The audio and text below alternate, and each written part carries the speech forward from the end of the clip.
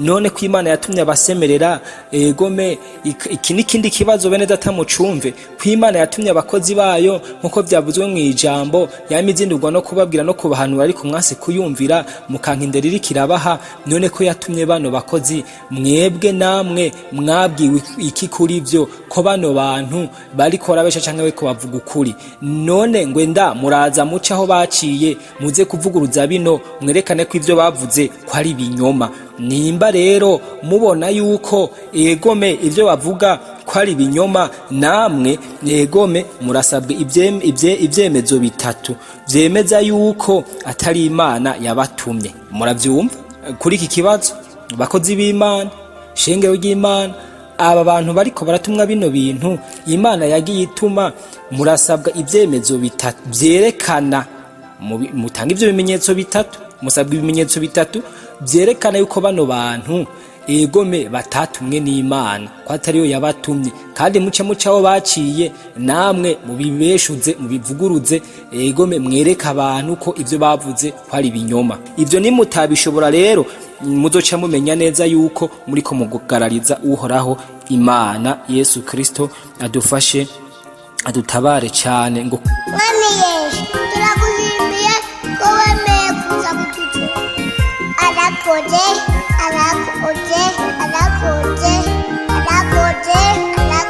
sane. Yesu Kristo nashimwe, Yesu Kristo nahimbazwe. Bene data dusangira urugendo ruja mu ijuru. None rero nongeye kugirirwa ubuntu n'umwami w'abami Yesu Kristo, mutanga bw'ingo bw'amahoro n'umunezero bw'ibihe bitazoshira, ngo kongera kugaruka kugira ngo twongere dusubire tubandanye twibukanya na cyane ibyari n'urugendo ruja mu ijuru.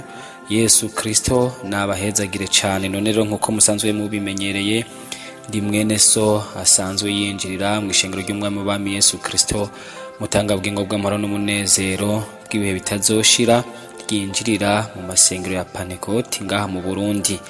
None rero imbere yuko tubandanya, reka tubanze dusenge. Nyine icubahiro cyose mwami Imana data wa twese byagiye mu ijuru, se umwami w'abami Yesu Kristo, mutanga bw'ingo bw'amahoro n'umunezero bw'ibihe bitazoshira, ndagushimiye cyane ukwera kwawe, ndagushimiye ukugororoka kwawe n'imbabazi zawe n'urukundo rwawe. Uri Imana y'imbabazi kandi uri Imana y'urukundo. Ni wowe mwami waremye ibintu byose, iboneka n'ibitaboneka, ni wowe udukunda, ndetse kubw'urukundo rwawe n'imbabazi byawe byatumye utanga umwana wawe w'ikinege umurika ngaha mu isi, kugira ngo umuntu wese amwizeye aronke ubugingo budashira. Warakoze, turagushimiye cyane n'ushimwe. None rero mwami, ni kano kanya ndi hano imbere yawe nciye bugufi kugukura ko no kugoroka kwawe. Ndakwinginze mwami, ntabari jewe ngaragara, ariko abari wewe Mana. Ndakwinginze ijambo ryawe rizagira ububasha n'ubushobozi mu bantu bawe. Je naco nico mfise no bwira ubwoko bwawe, ariko ni gutanga amajambo. Ndakwinginze rero Mana, uzobwira ubwoko bwawe mwamuzobukoze. Ico nasi ndazi Satani n'abadayimoni n'impuhemu mbi ibitakuva ko byose bifatwe impiri mu izina rya Yesu Kristo. Ndakwinginze Mana, ucubana nanje muri kano kanya, uzobukoze. Ishimwe rihabwe uko bikuye kandi bibereye, ni mu izina ry'umwana mukundwa Yesu Kristo mbisavyemwo, amen. Bene data dusangira urugendo ruja mu ijuru, kuko natanguye ndababwira egome narinje kugira ngo twibukanye. Egome hari haciye kitari gito, ko atabiganiro mwumva turiko turabaha. Ego suko atavyari bihari tuvuga, suko bitari bihari, ariko ni gihe n'isaha egome vya data bitari bwagere. None rero mbere yo kutubandanya, reka dusome amajambo y'Imana. Egome tugomba guhera ko dusanga mu cete cyanditswe na Yuda. Yesu Kristo nashimwe. Ndasoma mu izina rya Yesu. Duhera ku murongo wa 5. Ngo ndagomba kubibutsa naho byose musanzwe mubizi yuko umwami Imana imaze gukirisha bwa bwoko kubakura mu gihugu ca Egiputa, hanyuma yahoneje abatizeye n'abamarayika batagumye mu bukuru bwabo, ariko bataye ahantu habo, ibarindira kuzocirwa kwiteka ryo ku munsi uhambaye, bari mu minyororo idashira no mu mwiza. Kandi n'abantu b'i Sodomu n'i Gomora bigomora bo n'ibisagara vyari bihereranye nabo, kuko bitanze bakiha ubusambanyi nk'ababandi n'ukwendana ukw'imibiri itaremewe. Ivyo bisagara vyashiriweho kuba akabarore, bibabazwa n'igihano c'umuriro utazima. Ariko nabarya nyene bahwanye nabo, inzozi zabo zibatera konona imibiri yabo no gukengera, ukuganzwa no gutuka abanyacubahiro. Ariko na Mikayeli umumarayika mukuru hamwe yatongana n'umugwanizi aharira nawe bapfa umuvyimba wa Mose, ntiyubahutse kumuhinyura ngo amucokore, ariko yamubwiye atuhoraho aguhane. Ariko abo bantu batuka ivyo batazi, kandi n'ivyo bamenyeshwa n'akameremere kabo, nk'uko ibikoko bimeze bitagira ubwenge, navyo nyene baravyiyononesha. Bazobona ibara kuko bajanye inzira ya Kayini, bakiroha mu buzimire bwa Baramu kubw'amaronko, bagahonera mu mugararizo wa Kora. Abo ni ivyubirizi mwisangira ryanyu ry'urukundo, iyo basangira namwe ivyiza, nabongere biragira ubwabo atadusoni. N'ibicu bitagira amazi bikubebwa hose n'umuyaga, n'ibiti birumvye bitama vyapfuye kabiri vyaranduranywe n'imizi. N'imipfunda yo mu kiyaga isuriranya, babimba ifuro ry'ibiteye isoni vyabo, n'inyererezi ziyerera zibikiwe umwiza w'umuzitanya ibihe bidashira. Yesu Kristo nashimwe, Yesu Kristo nahimbazwe. N'aya majambo y'Imana twagomba guherako. Ijambo rya mbere ryatanguye ku murongo wa 5 havuga ngo egome ndagomba kubibutsa naho vyose musanzwe mubizi. Yesu Kristo nashimwe. N'iri jambo ryo kwibukanya, n'iri jambo ryo kwibukanya na cane mu vya runo rugendo. Haraciye igihe kitari gito turiko turaganira, egome tugatubashikiriza imburi zitandukanye, egome Imana iba yatumye abakozi bayo, egome zigaza zikadushikira, hanyuma tugaheza tukazibarungikira.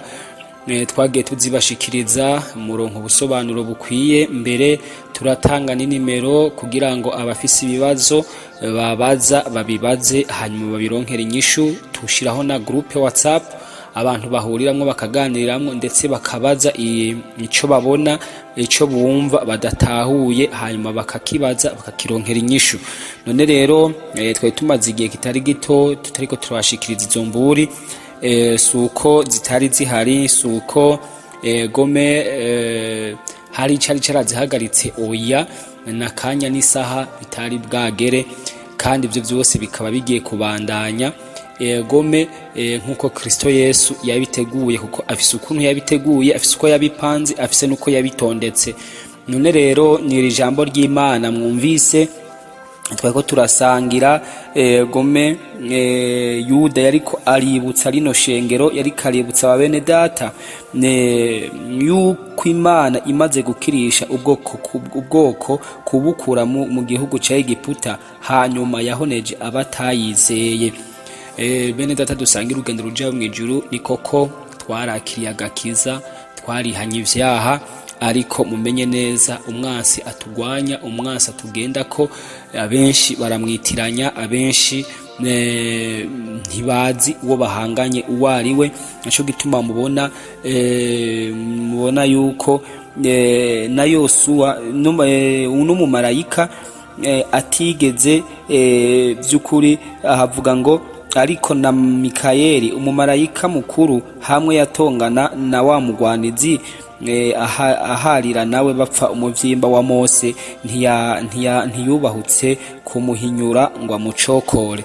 Naco gituma kubera yuko kenshi abantu tutazi uwo tugwana uwo ari we, tutazi n'ubushobozi afise, nayo mpamvu abantu twibereye mu gusamara, abantu twibereye mu bintu tutazi n'ibyo ari byo, kuko umuntu arashobora kuba yarihanye kandi akihana neza, ariko by'ukuri kubera abaye mu kutumvira Imana gome agahava agwa mu cyaha nk'iki abantu baguyemo, ndetse bigahava bimukururira igihano. Yesu Kristo adufashe, adutabare.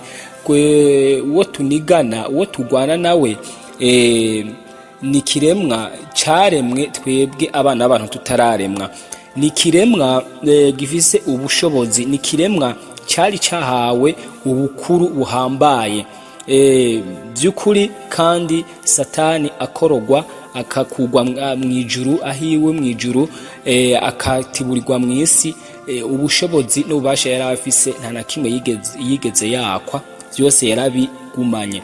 Nacyo gituma kenshi abantu b'Imana turasamara, hari igihe tutiyumvira ngo tumenye uwo tunigana uwo ari we. Nimwibaze musubize amaso inyuma, ikiremwa cyatumye egome icya gatatu cy'abamarayika bo mu ijuru bazi ubumana n'ubwiza bwo mu ijuru, bakurikira egome bagakurikira iki kiremwa, ndetse hakabaho n'uwundi mugwi w'abamarayika wagiye hagati na hagati, kuko bari bazi ubushobozi bwa Satani, bari bazi uko ameze. Ibaze rero ikiremwa cyagombye novuga gutera nka kudeta mu ijuru, hanyuma bikarangira byanse kubw'ubushobozi n'ubasha bw'Imana, hanyuma kigakorerwa mu isi kugira ngo kize kuyobya no kugwanya abari mu isi. Nacyo gituma bene data dusangira urugendo ruja mu ijuru, nama nakivuze iyo abasirikare, kandi natwe turabasirikare, kiretse ko hariho abantu batazi neza yuko muri runo rugendo turi mu rugamba tugwana kugira ngo tuzoje mu ijuru. Rero nk'abantu mwabaye abasirikare cyangwa abasirikare mutwumviriza mudukurikirana, murabizi iyo uri umusirikare uri ku rugamba utazi abo mugwana bari bo, utazi ibikoresho bafise cyangwa ubumenyi bafise, abo bantu kugira ngo ubagwanye ubatsinde biraheza bikakugora. Ariko iyo usanzwe uzi strategy bakoresha mu kugwana, usanzwe uzi ibikoresho bafise, usakamenya n'ukuntu bangana, biroroha ukuntu ubagwanya, biroroha n'ukuntu baca ibico kugira ngo ubatere kandi ubagwanye ubaneshe. Bitandukanye n'igihe uri kugwanya n'abantu utazi, n'ico gihe ubagwamwo giturumbuka, ugaca usanga rero bagufashe mpiri canke bakwishe, urugamba rukaba rurangiye. No muri urugendo ruja mu ijuru niko bimeze, kubera ko abantu rero bagwana n'uwo batazi, bamwe bahavuye baca bakurikira iki, bakurikira iri jambo dusome umurongo wa 11 avuga ngo bazobona ibara kuko bajanye inzira ya Kayini, bakiroha mu buzimire bwa Baramu kubw'amaronko, bagahonera mu mugararizo wa Kora. Kubera yuko rero abantu benshi uyu munsi bariko bakorera Imana, bari mu rugendo ruja mu ijuru, ariko batazi uwo bahanganye nabo, batazi ibyo tunigana ibyo ari byo, bo babona ati twebwe twarihanye, twarahejeje, turakijijwe gome, ariko bakanga kumvira mpwemu yera, bakanga kumva uburongozi bwa mpwemu yera. Mu bimwe bakitwaza bati twebwe mpwemu yera turamufise, abandi bakitwaza bati gome ibyo muri ko muratubwira tubona n'abatwitangiye barabikoresha, gome ati rero ntacyo bitwaye, abo ni babahanuzi b'ibinyoma bo mu gihe cy'iherezo. Gome abenshi bakitwaza ayo majambo avuga gutyo. Twagomba tubabwire yuko nuyu mugararizo, kandi ico bazobona ni ribara, kuko bajanye inzira ya Kayini bakiroha mu buzimire bwa Baramu kubw'amaronko, bagahonera mu mugararizo wa Kora. Bene data dusangira urugendo ruja mu ijuru, aba bantu, aya mazina y'aba bantu murazi ibintu bagiye bakora, gome ko byabaye ibintu atari byiza. Murabizi Kayini, murabizi amakuru ya Kayini, murabizi amakuru ya Baramu, kandi ca Baramu turaje kukigaruka ko gome n'abandi. Rero muri iki gihe abantu kubera yuko banse kumvira Imana, baciye bagwa muri uwo mutego w'ubuzimire, muri uwo mutego Satani agenda atega abantu. Naco gituma murabizi burya Baramu murabizi yari umuvugishwa n'Imana kandi ivyo avuze ivyarasohora. Gome naco gituma mubona uko vyagiye bigenda, agiye kuvuma abantu b'Imana, Imana ikamubuza, mbere hamwe ikanamubwira ngo pfa kugenda. Abantu rero uyu munsi bapfuye kugenda, bariko bapfa kugenda. Harabahora bakorera Imana mu kuri no mu kugororoka, ariko kubera baguye muri uwo mutego wa Satani w'amaronko, muri uwo mutego wa Satani w'icubahiro, gome ko tuja kubigaruka ko mu kanya, mu mutego ukomeye Satani yateza abantu muri iyi myaka yacu, ari byo mumaze igihe mubwirwa, tutaje kwigaruka ko mu kanya. Rero abantu benshi baraguye muri uwo mutego. Yesu Kristo adufashe adutabare cyane. None rero singombye kurondogora kuri ano majambo, ariko kwari ukubibutsa, nukubibutsa bene data iki gihe cacu. Gome umwami Imana yahamagaye abakozi biwe, arabahamagara, arabatuma kugira ngo basemerere. Gome na cyane cyane ibintu uyu munsi vyatumye ishengero ry'umwami rigenda ryononekara, ishengero ry'umwami rikagenda riba nabi, bigatuma mbere ricika intege. Abakozi ba Satani bakaryinjiramwo, abasataniste bakinjira, abasambanyi bakinjira, abasuma n'abarozi bakinjira, kandi abo ntibinjire kubwo kugomba ubwami bw'Imana, ariko baje kwigisha nabi intore zari zatoranijwe, kuziyovya no kuzica, kuko ari wo mugambi Satani afitiye kiremwa muntu. Naco gituma rero tugarutse kubibutsa mu izina ry'umwami w'abami Yesu Kristo, mutanga bwingo bw'amaro n'umunezero bw'ibihe bitazoshira, kugira ngo umuntu wese asubire yibuke ibi mwagiye mubwirwa. Gome guhera mu mpera z'umwaka w'ibihumbi 2025 gushika uhere mu ntango za 2026 hose, tugenda tubashikiriza imburi zijanye n'ivyo kunywa, n'ivyo kurya, n'ivyo kwambara. Mugenda mubwirwa ibitandukanye, twagiye tubwirwa ibitandukanye abantu b'Imana muri iyi myaka yacu bakwiye kureka. None rero ubwa mbere ngira ndabibutse kubijanye n'ivyo abantu banwa, n'ivyo abantu barya, n'ivyo abantu bambara. Mu vyo abantu barya, Gome muri no myaka yacu murabona ko hariho ibiribwa mvaruganda, atari ibiribwa biba binovuga kavukire tuba twakuye mu mirima. Muri ivyo ndadondagura hariho amagi y'amakorano, ayo nayo no ngahi wacu mu gihugu aramaze kubaho. Gome aramaze kuboneka ari menshi, ikizoyababwira muzosanga adasa n'ayandi, kandi ayo magi akozwe ku buryo bw'uko aza konona ubuzima bwa kiremwa muntu. Hariho ibirungo vy'amafu. Muri ivyo vy'amafu turabonamwe ivyitwa onja, sukuma, turabonamo za tayari n'ibindi birungo bitandukanye. Hariho amasosi tomate, abenshi bama bibaza ngo zikorwa mu matomate, ariko twagiye tubamenyesha uburyo bikorwamwo. Nama produit chimique bagenda bakavanga hanyuma bagaheza bakabizana bongeyemwo na cyane cyane amagufa y'abantu, ifu y'amagufa y'abantu baba basiyeye. Ari naco gituma niyo umuntu abisengeye bidashobora guhumanuka. Ico rero abantu bama bacihendako cane ngo turashobora kubisengera bigahumanuka. Ntibihumanuka kuko nimba utoshobora gufata inyama za mugenzawe ngo zirye, kuko ari kizira.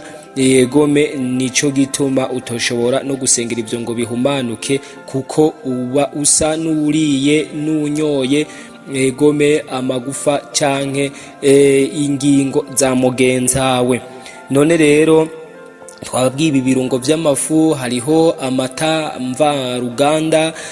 Gome tuvuze amata mvaruganda tuba turiko tuvuga aya mata y'ikirundi, aya amafyufyu, ikivuguto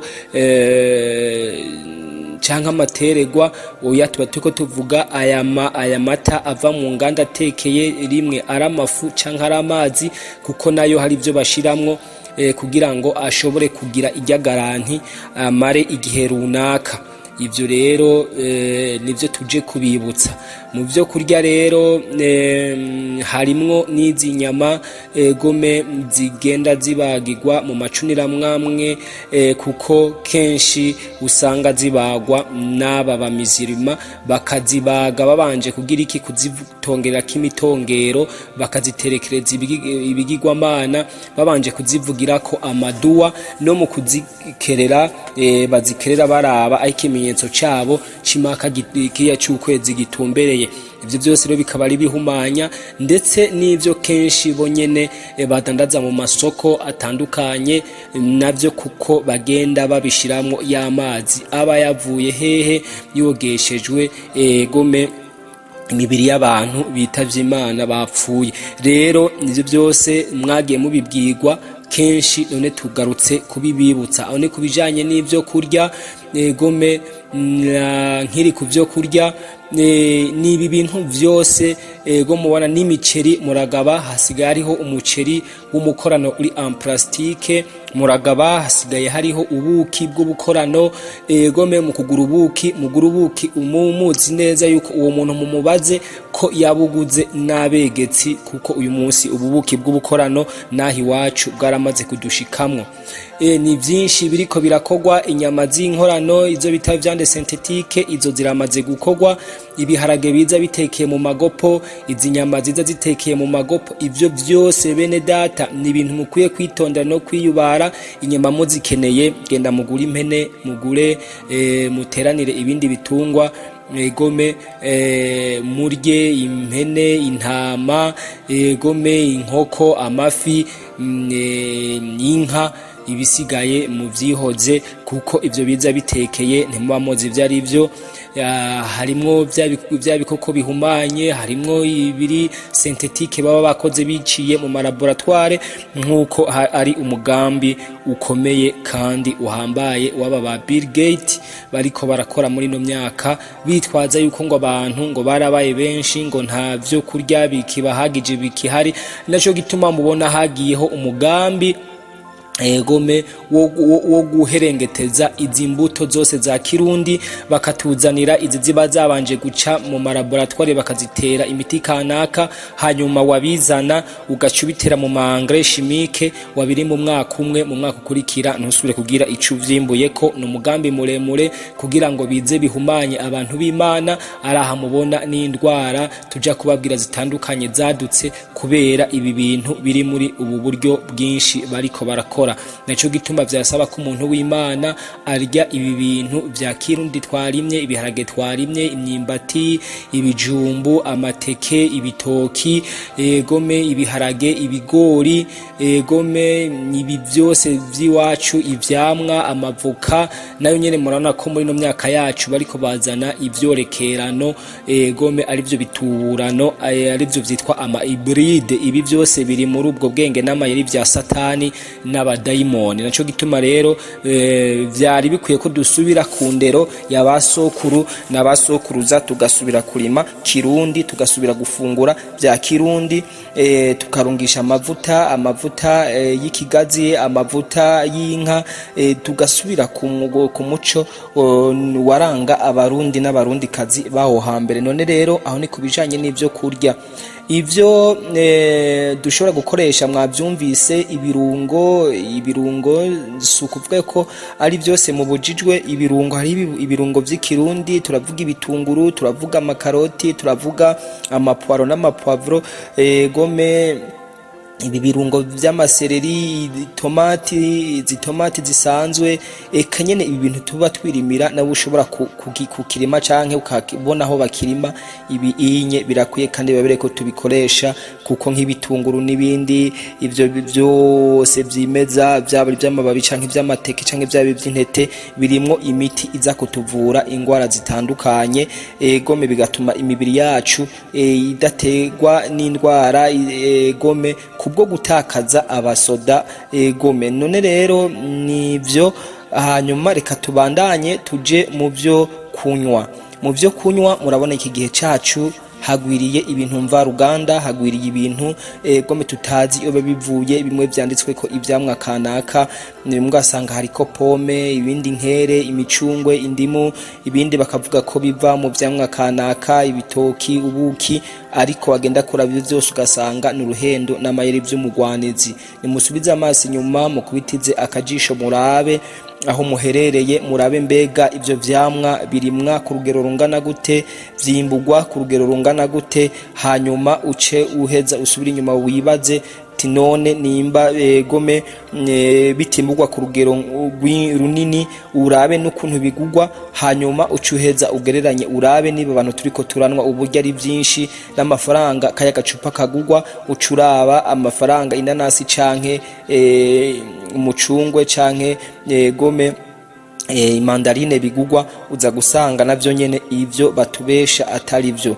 Benshi rero aha anye kuri kico kunywa baca bitwaza ngo n'abatwitangiye imbere, abavyeyi b'ishengero batwitangiye imbere, abakozi b'Imana batwitangiye imbere, ishengero abakristo bari imbere yacu ngo barabinwa barabifata. Aha rero niho hacaza ibibazo mugenda mubazwa bitandukanye ngo mbega gome ko babifata bakabinwa mw'ico gihe cabo, ubwo murazi neza yuko ibi biri muri iki gihe cacu ko ari byo bafata, canke ko amayeri ariko arakora muri iki gihe cacu ko ariyo yarahari mw'ico gihe. Ngo ikindi naco mbega ishengero rya kirya gihe n'iry'uyu munsi ngw'intege nke nirihe, iririmwo ubushobozi nirihe, nimwasanga ari ry'uyu munsi nukuvuga ko ivyo bafata bizoba ari bimwe na bino vy'uyu munsi. Kira noneho si bimwe nta naho bisa bisana, kuko ibintu byose vyagiye bihindurwa nkuko namwe bwe musanzwe mubizi. Dushake duhere ku mafanta, muza gusanga ifanta gome yo mu bihumbi 2011 2012 uza gusanga itandukanye n'iya 2014 na 2015 kuduga gushika 2026.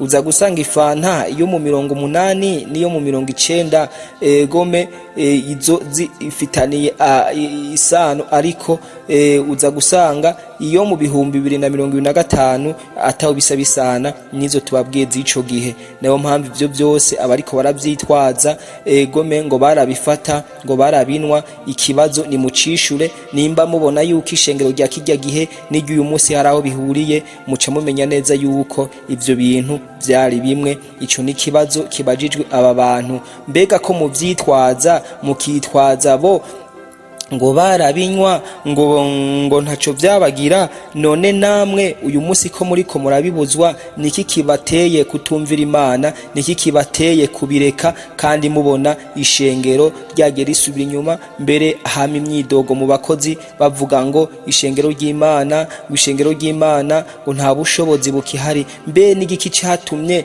abasambanyi baza bagahagararana namwe ahera? N'igiki catumye abasataniste baza mw'ishengero mbere bagakora ivyo bigombeye, abarozi bakinjira? Ivyo byose ntimuruhe mubica nikanda, mugasenga, abantu bagasenga, ariko bakama hahandi gome ibintu aho guhinduka ahubwo bigatera vyononekara. Ni naco gituma rero iryo banga nimba murizi muca murisigura, hanyuma ivyo bintu bituma ishengero ryononekara mu bigwanye bihere. Atari uko naho mwemera inama Imana iri kirabagira, kuko bino bintu bifise ubushobozi kandi bifise ububasha bukomeye bwo gutuma ibintu vyononekara mu buryo ubucanke buriya. Koko abantu barihana ivyaha kandi barezwa kuri gitono kuri kinini, ariko Satani nawe arafise aho yabategeye, arafise ahantu yateze umutego kandi ukomeye, kuko nko twabibabwiye ni umunyabwenge, ni kirema giciye ubwenge, kandi ni Imana izi ko yakiremanye ubwenge n'ubushobozi buhambaye. Ari naco gituma yemeye gutanga umwana wayo Yesu Kristo akaza ngaha mwisi, hanyuma akadupfira akaducungura, agakora igikorwa cyari gikomeye cyane, ndetse hanyuma akatungikira mpwemu yera kugira ngo mpwemu yera aze adufashe. Naco gituma muri iki gihe cyacu hari hamayeri Satani yakoresheje abantu uyu munsi gome bishize mu kibanza c'Imana, baritiranya ibintu ku majambo gome bagenda bavuga nkuko muhava muza kumva bimwe n'ibindi. None rero kuri ibi bijanye n'ibyo kunywa hari aya mafanta aya nyene mwari musanzwe mumenyereye gome ayateke mu macupa hariho ibi byose byaje mu maplastike gome tutitaye ku moko yavyo gome tutitaye naho byo bikoreshwa kuko mwayo mayeri y'umugwanizi ivyinshi arimo n'ibizira muri byo yagiye yinjiza mu gikorwa c'Imana. Ivyo byose rero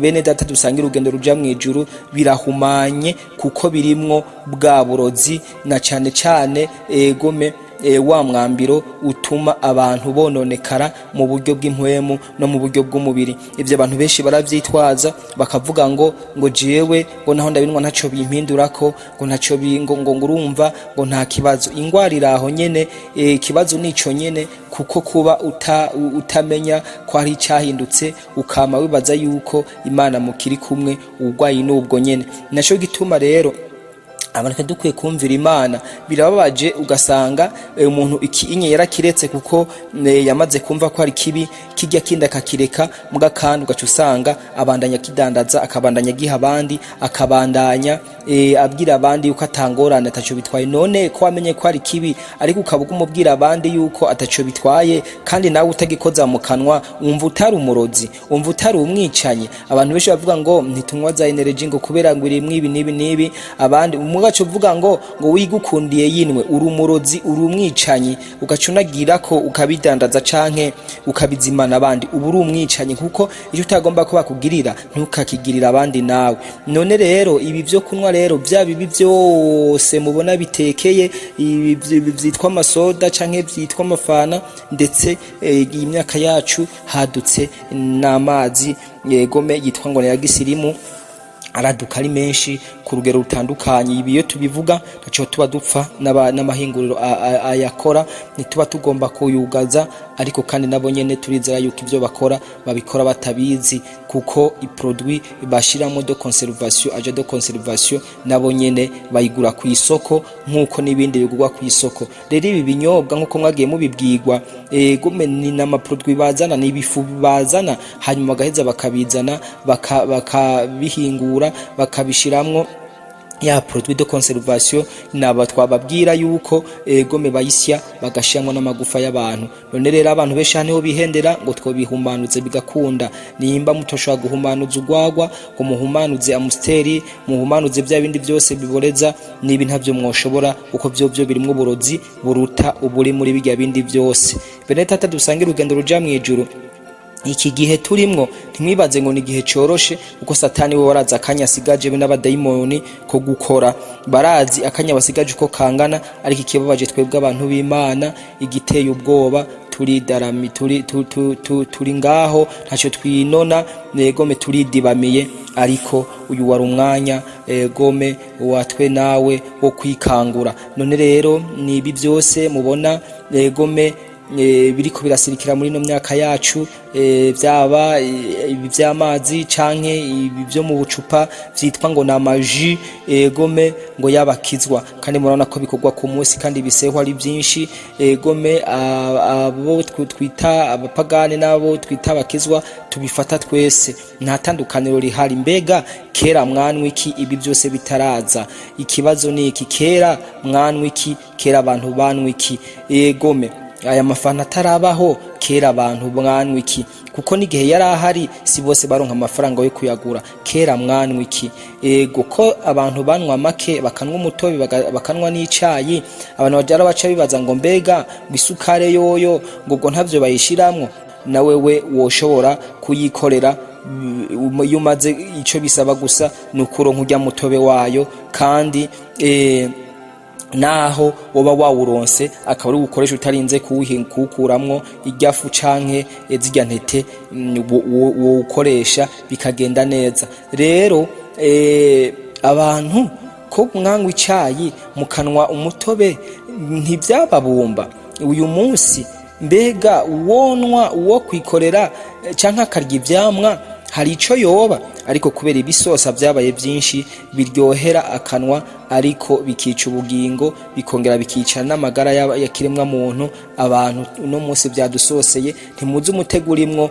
ko ari umutego watezwe kiremwa muntu kugira ngo kize kirimbuke ataco cinona kiremwa muntu giherengetezwe mw'isi. Niyo objectif ya Satani n'abadayimoni, niryo hangiro rya Satani n'abakozi biwe kugira ngo kiremwa muntu giherengetere. Naco gituma kubw'ivyo mubona uyu munsi hari indwara ziyobeye ziteye ubwoba, hari amadiyabete adatahuritse, hari amakanseri adasobanutse, hari indwara ziteye ubwoba, gome hari kuvumbuka kw'imitima, indwara z'umutima z'uburyo bwose, hari indwara muri iki gihe ziyobera abantu aho n'abana basigaye bazivukana.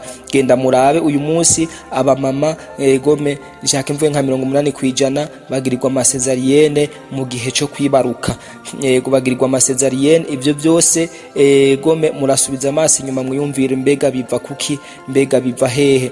Kubera yuko ibi bintu banwa ibindi bakabirya, kandi gome hakozwe ubwenge bukomeye ku buryo bw'uko babikwiragiza no mu bantu bato bato ku mafaranga matonya. Ibirungo utanywa ibi vyaya maji gome aca aronka bijya birungo akabironka kuri makenya, 200, 500 gome vy'ukuri byoroheye abantu rero bagaca babirya. Kandi kizobamenyesha yuko bino bintu biremwa amayeri y'abadayimoni na Satani muzosanga ari byo biza bizimbutse nk'ayo magi y'amakorano ahamaze kugwira abazimbutse. Gome igi rikorano ugasanga rirazimbutse cyane, nimba rigugwa amafaranga 100, igi ry'inkoko gome ugasanga naryo rigugwa amafaranga 300.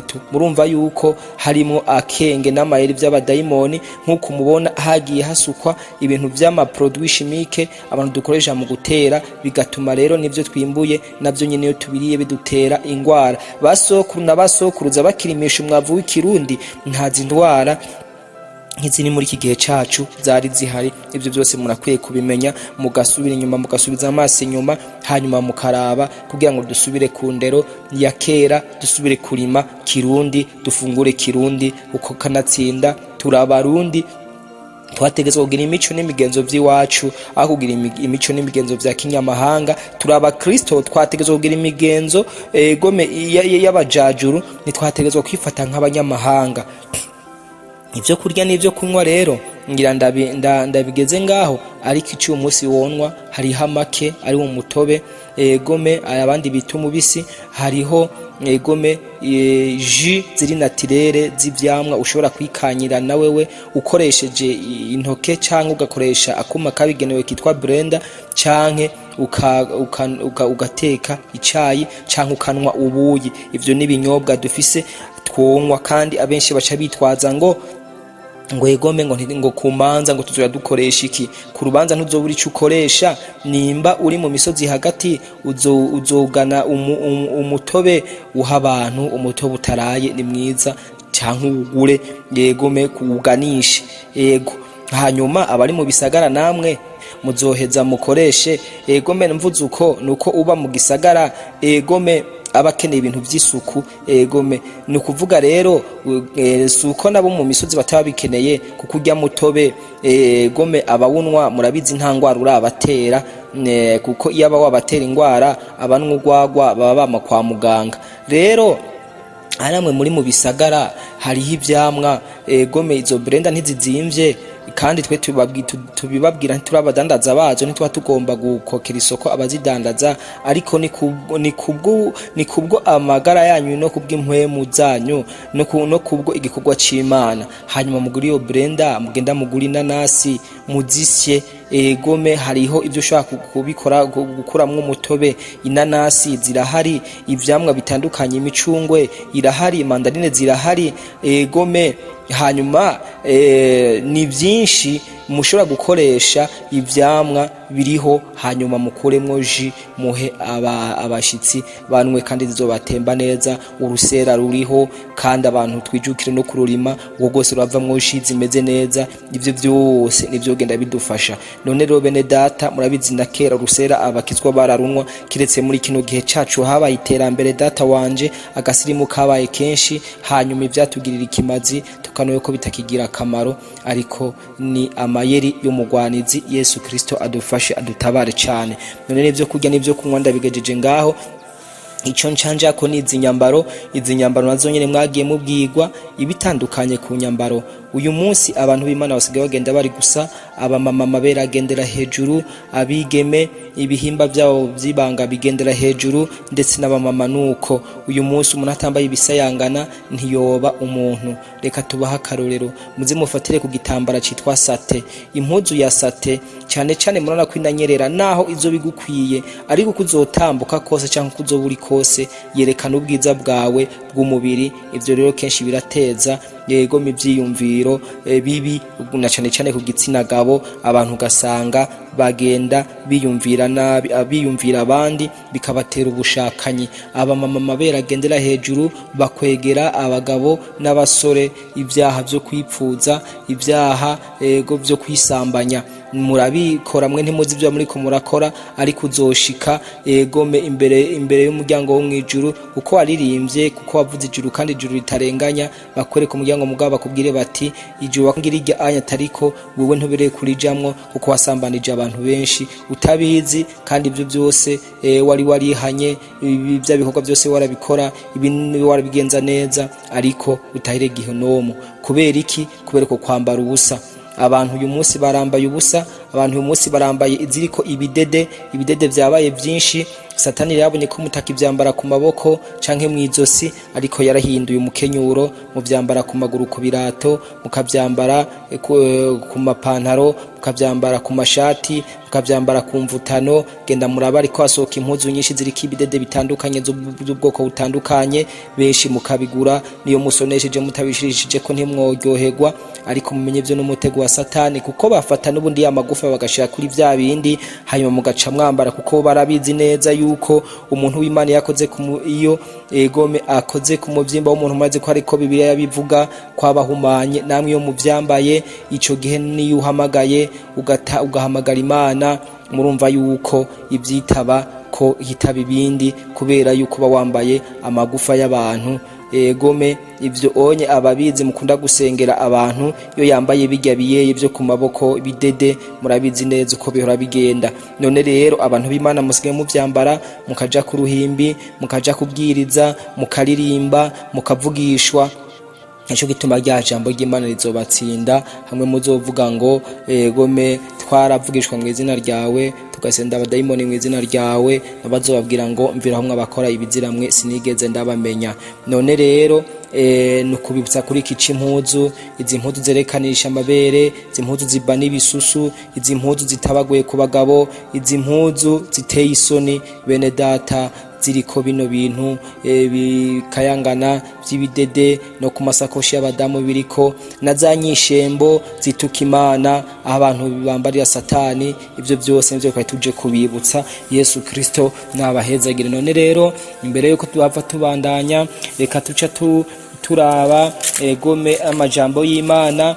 Egome amajambo y'Imana, ibi bintu turiko turababwira nubwo mutariko muravyumva, azogenda abatsindisha. Ntuzogira ico wireguza imbere y'Imana. Urumva benshi bama bitwaza ngo egome ngo Bibiliya egome ngo niyo muvugishwa, niyo bwo buvugishwa butavangiye.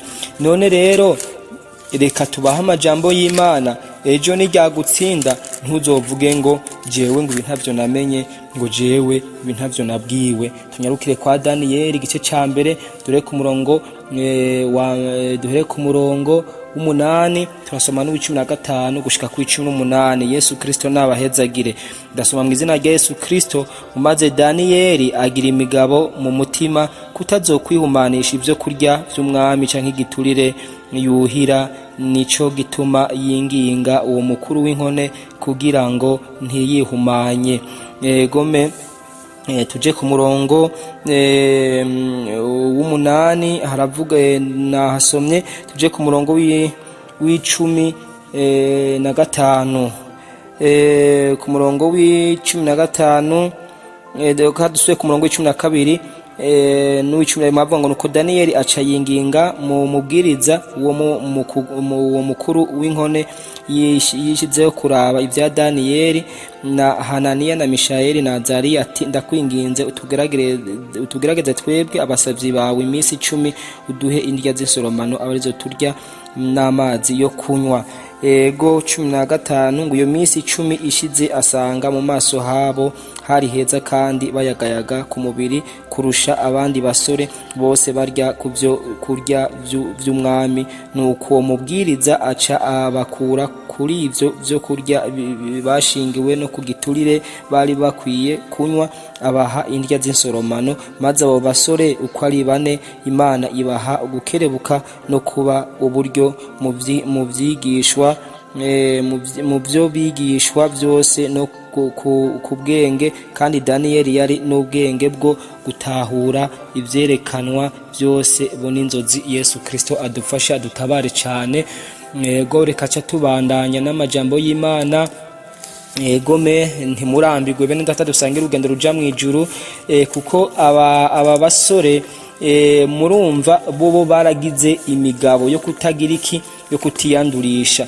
Benshi rero baca bama bibaza ngo ivyo kurya bari bagenewe byari ibyo kurya bari bagenewe uyu munsi aho hantu bari ni nk'ibi by'uyu munsi biriko biraza tutazi iyo biba byavuye igituma batabigene uko byabanje guterekerezwa ibigirwamana. Natwe ibi by'uyu munsi turya byinshi byaterekerejwe abadayimoni, kuko ayo marabora ayo mahinguriro aba yarabikoze yabiteguye si abantu b'Imana. Egome n'abakozi ba Satani baje kuri mission ihambaye kandi ikomeye. Naco gituma wewe nanje tutari dukwiye by'ukuri kurya iby'Ibabuloni, kuko ibi biriko birasukwa muri no myaka yacu, ibi biryohera biryohera akanwa kacu, ibi egome ibi biza by'ukuri bidusosera.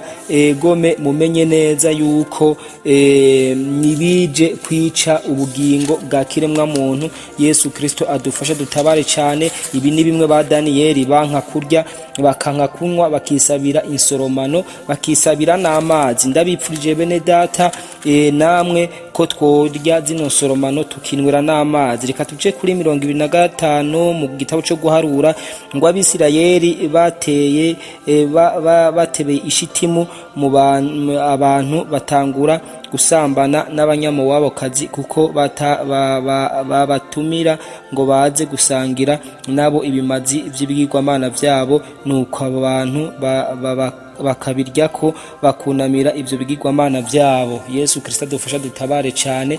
Ababisirayeli kubera ko batumiwe hano hantu baragiye bararya baranywa ibyaterekerejwe ibigirwamana, bakibirya ibyace bikurikiraho murumva yuko bace batangura kugira iki, bace batangura gusambana. Egome batangura gukora ibizira.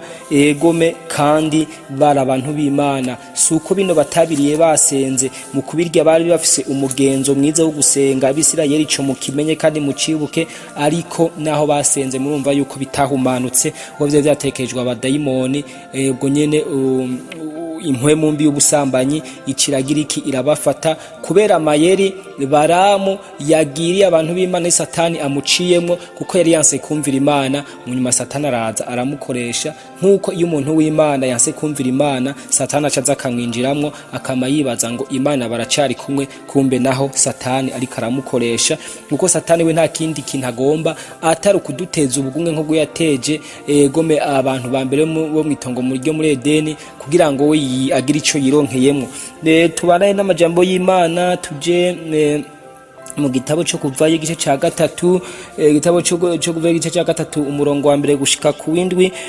Gome aravuga ngo inzoka yarusha ubugunge inzoka yarusha ubugunge ibikoko byose byo mwishamba uhoraho Imana yaremye, ibaza uwo mugore iti mbega ni by'ukuri koko yuko Imana yavuze ngo ntimurye ku giti na kimwe cyo muri iri tongo? Umugore yishura iyo nzoka ati ivyama ku biti byo muri iri tongo twemererwa kubirya, ariko ivyama ku giti kiri hagati mu itongo n'ivy'Imana yatubujije ngo ntitubiryeko canke ngo tunabikoreko kugira ngo twoye gupfa. Iyo nzoka yishura uwo mugore iti haba n'intete ntimuzopfa, kuko Imana izi yuko umunsi mwabiriye ko amaso yanyu azokwihweza mukamera nk'Imana no kuvyo kumenya iciza n'ikibi. Ngo mugore abonye ico giti yuko ari kibereye kuribwa kandi ko gihimbaye mu jisho, ari giti cyo kwipfuzwa kimenyesha ubwenge, yamura kuvyo camye arabirya. Gome ahako n'umugabo wiwe bari kumwe nawe ararya, amaso yabo bompi arihweza bamenya yuko bagenda amenya, badandikanya ibibabi vy'imisukoni bironkeramwo uducocerwa. Yesu Kristo adufasha dutabare cyane. Murumva ivyo kurya guhera na mbere hose ko vyagiye bikora ibara, bituma abantu bava ko ubwiza bw'Imana kubw'amayeri ya Satani, kuko Satani we nta kindi agomba ni ikinyene, agomba ko abantu b'Imana bava mu isezerano ry'Imana, agomba ko abantu b'Imana bambugwa ubuntu bw'Imana n'ubwiza bw'Imana. Naco gituma wowe nanje uyu munsi Gome arazi ko ari ibyaha dutegeramwa turonkamwo. Uyu munsi rero yazanye ibindi by'ubugunge nkuko yabizanye mu itongo ryo muri Edeni mu gihe ca Adamu na Eva. Gome bene data dusangira urugendo ruja mu ijuru, ntimurambirwe turabandanya n'amajambo y'Imana kugira ngo by'ukuri mubone neza yuko iki kintu cyo kurya no kunwa benshi nabo baca bavuga ngo neko bitanditse muri Bibiliya. None aba ba Daniyeli kuba mubona bisabiye amazi bakisabira n'insoromano, aha ko batatudondaguriye ibyo banse kunwa ivyo ari byo. Naco gituma bene data nimwemere Gome indero n'inama Imana iri kirabagira iciye mu bantu bayo, ko twiyo tuvuga bino bintu si ivyo tuba twagiye ahantu ngo dufondafonde canke ngo dupfe kwiyumvira. Oya, ni igikorwa c'Imana bibizi ko yagipanze, kandi murabizi si misi yose tubivuga, si misi yose tubikora, kandi ntitubikora kugira ngo turonke amavyuzi nama nakivuze, ntitubikora kugira ngo tumenyekane. Jewe kumenya iyo nshaka kumenyekana sinaye kuza kumenyekanira muri iki gikorwa giteye ubwoba kandi gihambaye nk'iki. Hariho ivyo nari kumenyekanamwo, nari mfitiye n'izindi mpano. Murabizi ko nagende bashingira ko intahe Gome zitandukanye. Ubu rero ibi hasi hono higira kumenyekana biragahera mu izina rya Yesu Kristo, kandi s'amafaranga naje guca muri bino bintu kanatsinda n'urubuga nkorera ko jewe ntiruhemba, kandi suko bitari gushoboka ko ruhemba, suko atabarukurikirana benshi bahari, suko nari nshoboye gukora ibiganiro byinshi by'ubwenge canke by'ibindi, ariko ivyo byose biragahera mu izina rya Yesu Kristo. Tuhari kugira ngo dukorere umwami w'abami Yesu Kristo, kugira ngo tubibire umwami. None rero dusome ubutumwa bwiza bwa Yesu Kristo bwanditswe na Matayo igice cyaho ca 4 mbere ku murongo wa mbere. Ijambo ry'Imana rivuga ngo Yesu ageragezwa na Satani. Buno Yesu aduganwa na mpemu mu bugaragwa ngo ageragezwe n'umugwanizi amaze imisi 40 n'amajoro 40 yisonzesheje, abona gusonza. Umugeragezi aza kuri we ati niwaba uri umwana w'Imana bwira aya mabuye acike imitsima. Aramwishura ati byanditswe ngo umuntu ntatungwa n'umutsima gusa, ariko atungwa n'ijambo ryose riva mu kanwa k'Imana. Yesu Kristo adufasha dutabare cyane. Aha murumva na Kristo Yesu umwana w'Imana, umwami w'abami, mutanga bwingo bw'amara n'umunezero bw'ibihe tazoshira. Nawe nyene Satani yaje kumugerageresha iki? Yaje kumugerageresha ico kurya. Suko Satani atarazi ko Yesu ari umwana w'Imana, habe namba yarabizi. Ni naco gituma rero yarinze yubaho ku mwana w'Imana Gome ikaza kumugeza kugira ngo irabe nkuko yakoresheje ubugunge bwo muri mwitongo ryo muri Edeni agahenda Adamu na Eva, nako ari kugira ngo Gome Satani arabe ko Yesu yogira iki yokora ibi yaramubwiye, kugira ngo igikorwa cyari kimuzanye mu isi Gome gipfe nkuko mission Adamu na Eva bari bashiriweho mwitongo. Murabizi ko Adamu yari yahawe igikorwa cyo kurima rirya tongo no kurikurikirana murabizi, ariko amaze gucumura murabona uko vyagenze, gome akava ku bwiza bw'Imana ndetse n'itonga akagirukanwanwo. Nibi Satani nivyo abagomba. Satani mwijuru yarahabaye, arahazi. Mwene data ntimwihende, bakozi b'Imana ntimwihende, kuko Satani arahazi mwebwe mutarahamenya, twese tutarahamenya, tutaranajayo. We warahazi, azi ivyiza vyaho, azi uko bimeze, naco gituma arashaka ko we nanje tutajayo. Naco gituma twe dukwiye kuba maso, tugahanga amaso Kristo kandi tukumvira mpwemu yera. None rero katurabandi majambo ari mu vyahishuwe igice ca kabiri turaye ku murongo wa 12. Gome haravuga ngo, kandi wandikira umumarayika w'ishengero ry'Iperugamo utufise inkota ikarishe, aravuga ibi ngo, ndazi aho uba ko ariho umugwa wa Satani uri, kandi wumiye ku izina ryanje, ntiwihakanye kunyizera no mu minsi ya Antipa icabona canje n'umugororotsi wanje yiciwe iwanyu aho Satani aba. Ariko mfise ivyo nkugaya ko bike, kuko iwanyu uhafise abakomeza inyigisho z'Abanikorayiti, za Baramu yigishije Baraki gushira igitsitaza imbere y'Abisirayeli, kugira ngo barye ivyaterekerejwe ibigirwamana bashakane. Niko nawe ufise abakomeza inyigisho z'Abanikorayiti, nkuko nyene Yesu Kristo adufasha dutabare cyane. Aha murumva iri shengero gome ry'Iperugamo, ikintu Imana yarigaya ko zari izinyigisho z'aba bantu bakomeza izi nyigisho za Baramu zo kurya ivyaterekerejwe ibigirwamana. Nkuko uyu munsi hari abakozi b'Imana bashishikariza abakristo n'ishengero kubandanya barya banwa ibi bintu vyaterekerejwe ibigirwamana. Rero ibi bintu abantu nibatihana, ibintu bigiye kubagirako ingaruka mbi. Benshi bagiye gusanga vy'ukuri bahereye muri Gihenomu. Turabe nyene amajambo y'Imana muri kino gice ca kabiri nyene. Gome tubandanye mu gice ca kabiri, duhere ku murongo wa 18 gushika ku murongo wa 20.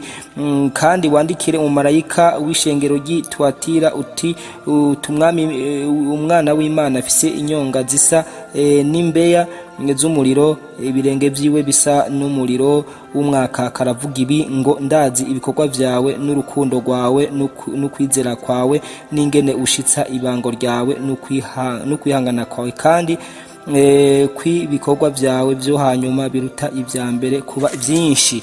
Ariko mfise ico nkugayako, yuko ukundira urya mugore Yezebeli yiyita uvugishwa n'Imana, akigisha akazimiza abagurano banje, kugira ngo gome bashakane barye ivyaterekerejwe ibigirwamana. Kandi namuhaye uburyo bwo kwihana, ntiyakunda kwihana ngo areke ubushakanyi bwiwe. Ndamutsinda ku buriri ndarungika abasambana nawe amarushwa menshi, darungikira abasambana nawe amarushwa menshi nibatihana ibikorwa vyiwe. Yesu Kristo adufashe dutabare cyane. Umugore Yezebeli nirivugishwa mubona y'imyaka, kubera abantu banse kuva ku bizira baguma binywera bino bizira. Gome Satani yaciye asuka ivugishwa riri mu bwenge bw'abadayimoni, abantu bakavugishwa mu bicaniro, bakavugishwa mu musengero, bakavugishwa. Ariko ivyo reko ravugishwa bivuye ku badayimoni, bigaca bishishikariza abantu kurya no kunywa bino bintu vyaterekerejwe abadayimoni. Hagashishikara gukomeza za nyigisho z'Abanikorayiti, hagashishikara ca gikorwa ca Baramu yakora, gome co gusuka no guhenda Abisirayeli abitumwe na Satani, kugira ngo baje kurya ivyaterekerejwe abadayimoni, kugira ngo bahumane bikunde ko bavumwa. Ni naco Satani yakoreye ishengero ry'umwami wa Yesu Kristo muri imyaka yacu. None rero reka mpereze rero kwijambo rikomeye rizotsindisha abantu banse guheba bino bintu, abantu gome iyi minsi bumiye kuri ibi bintu. Iyo jambo ry'Imana tuce turiraba gome kugira ngo duhave turangiriza ku bibazo bikenya. Gome umuntu wese abazwa acumiye kuri bino bintu. None rero tubandanye kwa Yeremiya 35 cyo gice cyaho turasomamwe amajambo atari make. Imana ikuri citegerezo kubareka. Ijambo ryaje kuri Yeremiya rivuye kuhoraho mu gihe ca Yehoyakimu mwene Yosi umwami w'Ubuyuda, ritigenda kubinzu ya Rekabu uvugane nabo, mubinjize mu ngoro y'uhoraho, ubashikane muri kimwe mu vyumba vyubatswe muri yo, ubahe vino banywe. Nuko njana na Yezaniya mwene Yeremiya mwe wahabazaniya nabo bavukana n'abana biwe bose n'abinzu ya Rekabu bose, mbinjiza mu ngoro y'uhoraho. mu cumba ca bene Hanani wa Igidariya umuntu w'Imana gihereranye n'icumba c'abaganwa cari hejuru y'icumba ca Mayasaya mwene Shalumu umushibamyi wo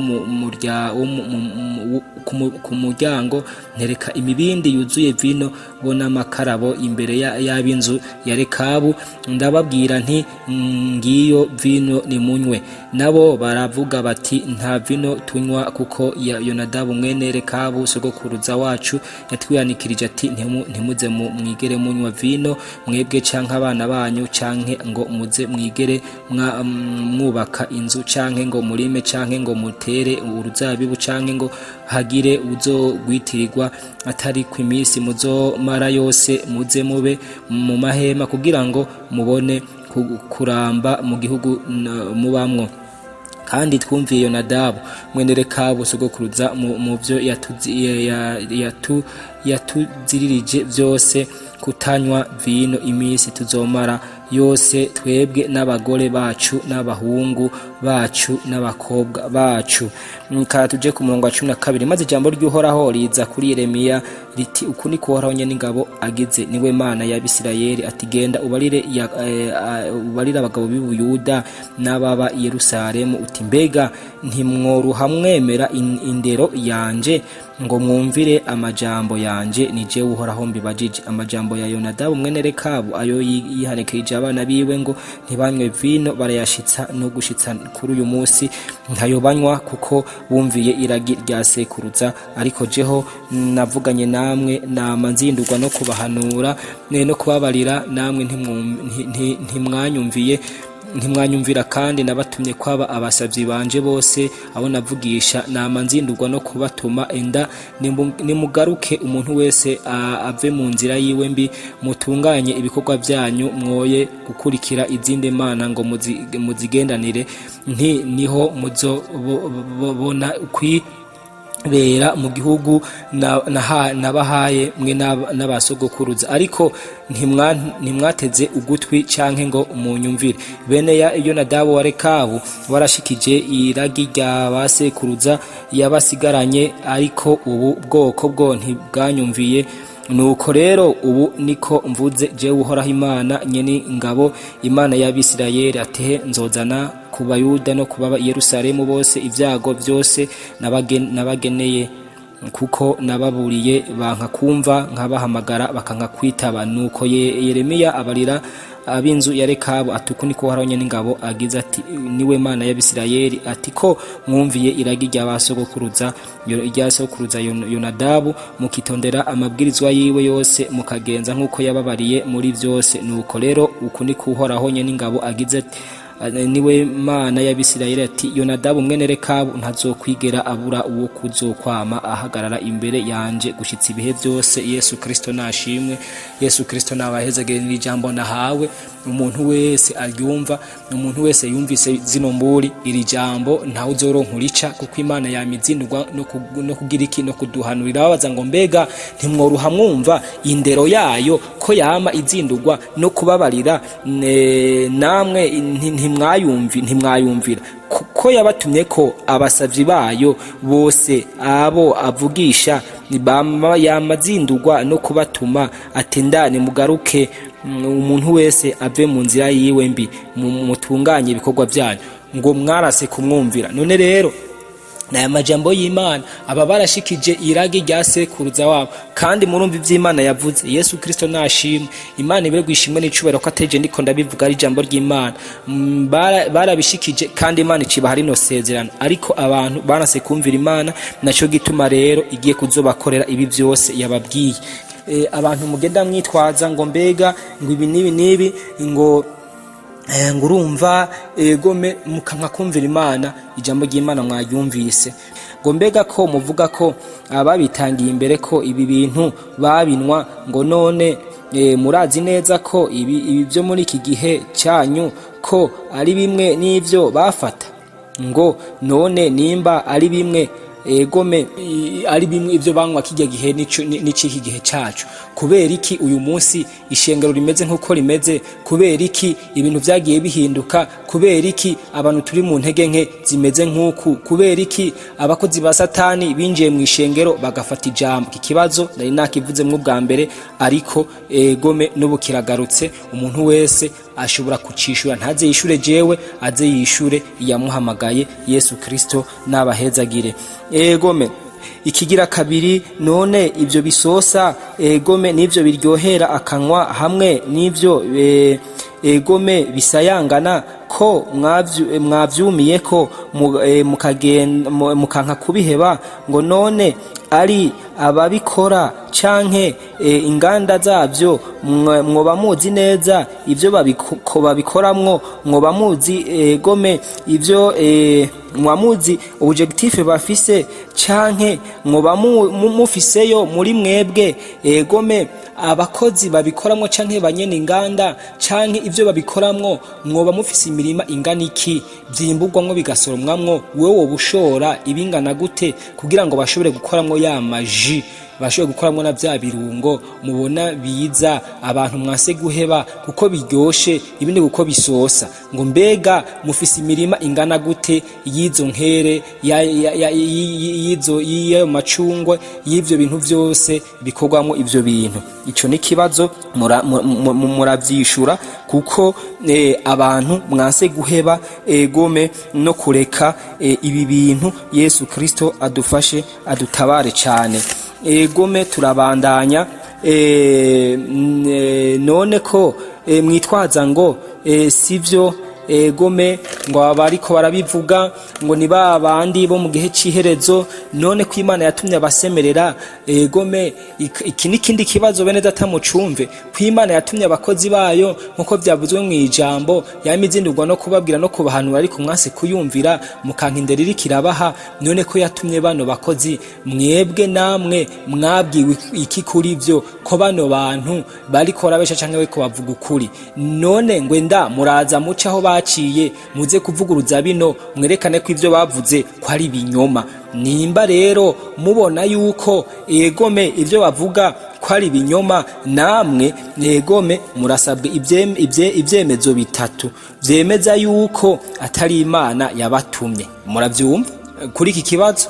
Abakozi b'Imana, shengero ry'Imana, aba bantu bariko baratumwa bino bintu Imana yagiye ituma, murasabwa ivyemezo bitatu vyerekana, mutanga ivyo bimenyetso bitatu, musabwa ibimenyetso bitatu vyerekana yuko bano bantu gome batatumwe n'Imana, ko atariyo yabatumye, kandi mucaho baciye namwe mubibeshuze mubivuguruze gome mwereka abantu ko ivyo bavuze ko ari binyoma. Ico rero kizoheza cerekane yuko ibi bintu naho mwase kubiheba ko vy'ukuri mwase kubiheba. Ivyo ni mutabishobora rero muzoca mumenya neza yuko muriko mugarariza uhoraho Imana. Yesu Kristo adufashe. Ngo ko mwumva ibi bintu aho kuza kubaza nyene kubituma nimba ari ukuri canke ikinyoma, mugaca mwitwaza ngo nta kuri kurimwo, ngo kuko Bibiliya nibwo ubuhanuzi butavangiye, ngo mbere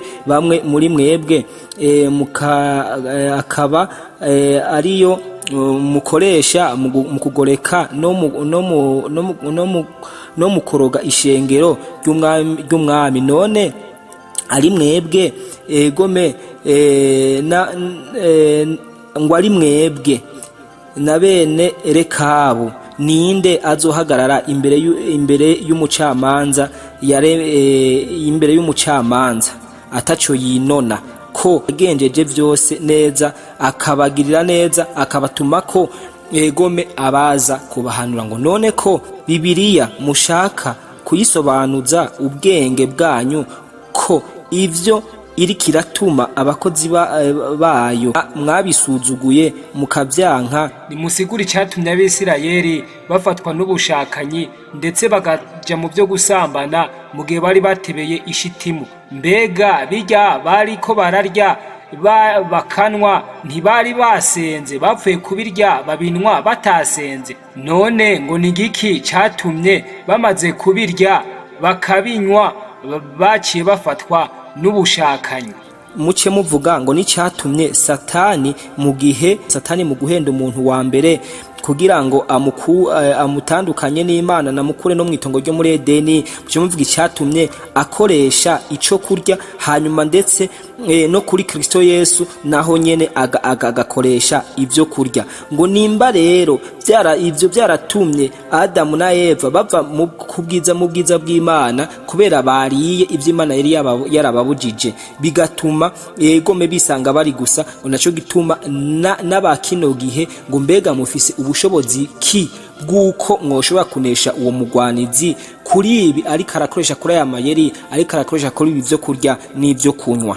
Ko benshi ngo mwitwaza mpwemu w'Imana, kandi mpwemu uhoraho yirirwa arasemerera mukanka kumwumvira. Egome ngo uyu munsi mbere bamwe ngo muramurera, abandi ngo muramutegeka. Mbega ari mwebwe na mpwemu yera, ninde wo gutegeka uwundi, ninde wo kumvira uwundi? Nimureke ubwo burozi mwariye, kuko n'ayahandi imbere yanyu hasamiye icobo kinini abenshi bagiye gukorokeramwo. Kubwo uburozi mwariye mwigishijwe biciye mu ijambo ry'Imana, n'abagiye bakagoreka inyigisho bafatiye kuri Bibiliya. Ko mwitwaza ngo tuzorya tunwe icica naco kizotugira. Mbega none muri mwebwe ninde muntu yoja kunwa uburozi yamenye ko ari bwo?